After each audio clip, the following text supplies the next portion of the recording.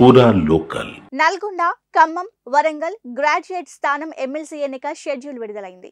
మే 2న notification, మే 2 నుంచి 9 వరకు నామినేషన్ల స్వీకరణ, 13న నామినేషన్ల ఉపసంహరణకు అవకాశం, 27న పోలింగ్, జూన్ 5వ తేదీన కౌంటింగ్ ఉంటుందని ఎన్నికల సంఘం అధికారికంగా ప్రకటించింది.